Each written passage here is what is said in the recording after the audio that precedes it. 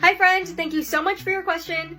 Let's do a 1-year review on the Hermes Picotin. But first, don't forget to follow for more designer bag reviews. So to recap, the Hermes Picotin is a bucket style bag. It comes in 3 different sizes, 18, 22, and 26, and it comes in tons of material and color variations. This bag is definitely gaining a lot of popularity in social media, especially in the 18 size. This was my very first Hermes bag. It's the Picotin 22 in the color biscuit, in Clemence leather and gold hardware. I got it in January 2022 for $3,150. This bag has 2 top handles, a single strap closure, and 4 feet at the bottom. It's also unlined on the inside, which I'm sure helps a lot with the price. I've already said this before, but I'm 5'2", and this is how the bag looks on me.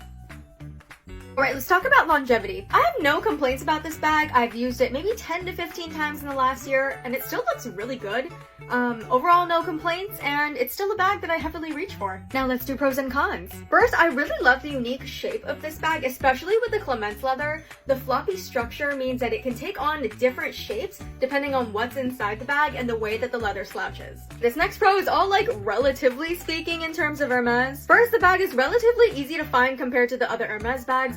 I was offered this bag maybe 3 or 4 times before I actually got one, and I had no purchase history at all. The Picotin's $3,000 price point tends to sit a lot lower than the prices of the other well-known Hermes bags. Now moving on to cons. This one isn't really a con for me, but it could be for other people. Since the bag only has 2 top handles, it's not very versatile in terms of ways to wear. Second, the bag doesn't really close. Do you see how it's still open? Yes, it does mean that you'll have an easier time getting in and out of the bag, but also it could make you more susceptible to theft. Just be careful.